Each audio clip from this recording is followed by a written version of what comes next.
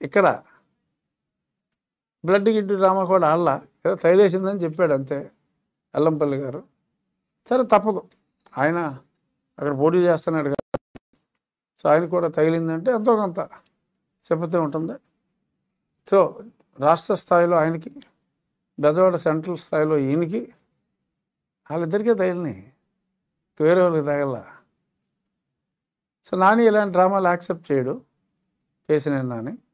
So కాబట్టి నాకు వద్దులేరా బాబు, అదేదో మీరే ఆడుకోండి ఈ డ్రామాలో, లేకపోతే పుచ్చుకునేప్పుడు నిజం చెప్పేస్తాడు, ఉన్నది మాట్లాడేస్తాడు నాని గారు. సో అంచేత ఈ డ్రామాకి నానికి ఆయన పాత్రధారి కాదలుచుకోకూడదు అని అనుకున్నట్టుగా నాకు అనిపిస్తుంది. అయితే రాళ్ళేస్తే బోలు మంది తోలుతాయి. కరెక్ట్గా జగన్ వేసిన రాయి ఎల్లంపల్లికి వేసిన రాయి, ఎల్లంపల్లికి సీఎం క్యాండిడేట్కి ఎమ్మెల్యే క్యాండిడేట్కి రెండే 2 రాళ్ళు వచ్చాయి. మరి సింబాలిక్గా సెక్యూరిటీ రాళ్ళు వేయచ్చు కదా. నిరసన చెప్పులు వేయటం ప్రజల హక్కు అని చెప్పి అప్పుడు డీజీపీ చెప్పాడు. మరి ఇప్పుడు ఏమన్నా ఈ కొత్త డీజీపీ గారు నిరసనగా రాళ్ళు వేయటం ప్రజల హక్కు అని అంటాడా? అనలో, ఎందుకంటే ఆయన ఈయన నియమించాడు కాబట్టి అలా అనలేడు. బట్ ఏదేమైనా నా ఉద్దేశంలో త్వరలో 1-2 రోజుల్లో ఈ డీజీపీని, ఈ సిఎస్ని మారుస్తారనే నా భావన. చూద్దాం ఏమవుతుందో. సరే, ఇక ఈ డ్రామాని పక్కన పెడితే ఇంకొక ఇష్యూ ఇవాళ మాట్లాడుకోవాల్సిన important issue, Andhra Pradesh mineral development corporation. అది ఒక్కలేదు, అంతా డబ్బే వచ్చేదంతా డబ్బు. నువ్వు తవ్వుకుంటావు, నీ దగ్గర రాయల్టీ తీసుకుంటారు. అలాగా గనులు రాయల్టీ తీసుకుంటారు, అంత ఆదాయం. ఆడికి అసలు దమ్ముడి ఖర్చు లేదు, అసలు డబ్బు అవసరం లేదు ఆడికి. ఏపీ మినరల్ డెవలప్మెంట్ కార్పొరేషన్ డబ్బు అవసరం లేదు. కానీ దాని దగ్గర ఎన్నో మైనింగ్ లైసెన్సులు కూడా ఉన్నాయి. ఇప్పుడు దాన్ని ఇండైరెక్ట్గా ఒక విదేశీ సంస్థ 7,000 కోట్లు అప్పు తెచ్చేశారు. అసలు విదేశీ సంస్థ నుంచి అప్పులు తెచ్చుకోవాలంటే 1,00,000 రెస్ట్రిక్షన్లు ఉన్నాయి. గతంలో ఒకసారి రాష్ట్ర ప్రభుత్వానికే డైరెక్ట్గా అప్పు తేవాలంటే, రాష్ట్ర ప్రభుత్వానికి తేవాలంటే గవర్నమెంట్ ఆఫ్ ఇండియా క్లియరెన్స్లు ఉంటాయి.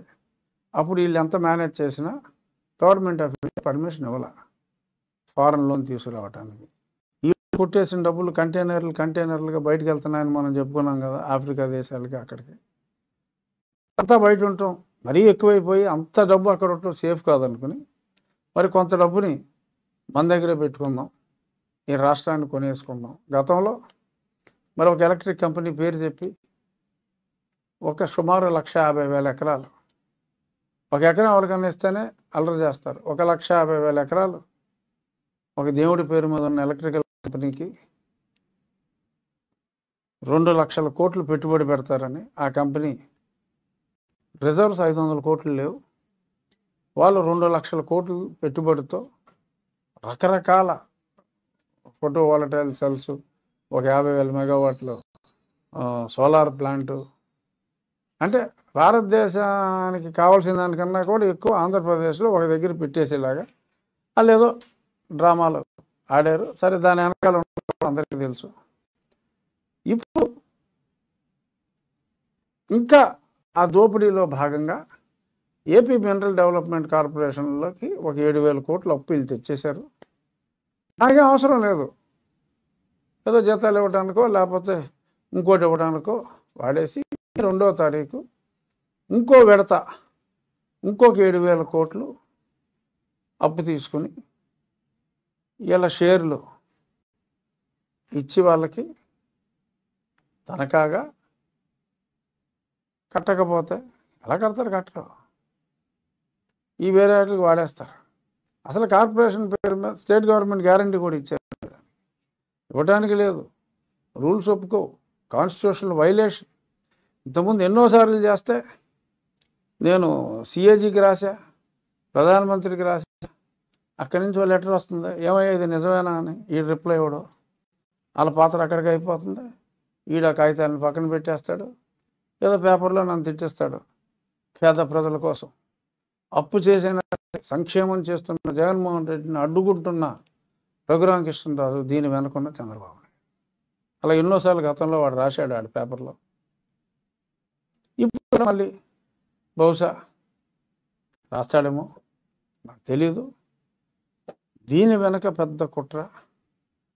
ఒకవేళ జగన్మోహన్ రెడ్డి ఎటు తిరిగి ఓడిపోతాడు, మనం పోయినా సరే ఈ ఏపీ మినరల్ డెవలప్మెంట్ కార్పొరేషన్ అనేదాన్ని ఇండైరెక్ట్గా ఒక విదేశీ సంస్థ ద్వారా తను చిక్కించుకొని దాన్ని నడుపుకోవటం కోసం అక్కడ ఉన్న ఆఫీసర్ ఎవడో ఓ పనికి మాలినాడు. అంటే అంత రిచ్ కార్పొరేషన్కి ఎవరినైనా ఒక సీనియర్ ఐఏఎస్ ఆఫీసర్ని పెట్టుకోవాలి తప్ప, ఏదో రైల్వే సర్వీస్ కూడా కాదు, అక్కడ ఇంకా ఓ 10 సెంట్రల్ గవర్నమెంట్ సర్వీసులు ఉంటే అతి తక్కువ మార్కులు వచ్చిన వాళ్ళకి వచ్చే సర్వీసుకి సంబంధించిన సంబంధం లేని ఒక వ్యక్తిని, ఒక రెడ్డిని తీసుకొచ్చి అక్కడ పెట్టి ఈ డ్రామాలన్నీ నడిపిస్తున్నారు. సో వెంకటరెడ్డి అతని పేరు. ఆ వెంకటరెడ్డి తోటి ఇంకొక రైల్వేలో 2010 బ్యాచ్ 11 బ్యాచ్ వాసుదేవ్ రెడ్డి అని ఇంకో ఆఫీసర్ తోటి లిక్కర్ దందా నడిపిస్తున్నారు. దాని మీద 25,000 30,000 కోట్లు ఎత్తారు. సంబంధం లేని, స్టేట్కి సంబంధం లేని ఆఫీసర్. రేపు మళ్ళీ ఎక్కడ రైల్వేలో వెళ్తే డిఆర్ఎం ర్యాంక్ కూడా లేదు అబ్బాయికి. ఈ వెంకటరెడ్డి ఇలాగా రకరకాల రెడ్లు తీసుకొచ్చి ఇతర సర్వీసెస్లో ఉన్న వాళ్ళని ఐఏఎస్ వాళ్ళకి ఇవ్వకుండా నేను ప్రశ్నిస్తున్నా. వాళ్ళ ఏ బేసిస్లో వెంకటరెడ్డిని తెచ్చావా జగన్మోహన్ రెడ్డి? ఏ బేసిస్ వాసుదేవరెడ్డిని తెచ్చావా జగన్మోహన్ రెడ్డి అని నేను ప్రశ్నిస్తున్నా. సరే, నాకు అసలు సీట్ రాకుండా ఎలా చేయాలో ప్రయత్నాలు అటు చేసుకుంటున్నాడు. దానికి నెక్స్ట్ వద్దాం. ఇక్కడ ఏపీ ఎండిసి అనేదాన్ని తన కబంధాస్తాల్లో విదేశీ నిధుల ద్వారా ఉంచుకునే ప్రయత్నం అయితే జరుగుతుంది. దీన్ని మరి ఇప్పుడున్న సరే ఈ సిఎస్ రేపో మాపో మారతాడు, ఆ వచ్చి సిఎస్ అయినా ఈ దారుణాన్ని ఆపాలి. కేంద్ర ప్రభుత్వం కూడా దీని మీద ఎగ్జాక్ట్గా విదేశీ నిధులు వెనక ఎవరున్నారు, ఎవడైనా ఎలక్షన్ల ముందు ఏపీ ఎండిసికి విదేశీ నిధులు 7,000 కోట్లు ఇస్తాడా?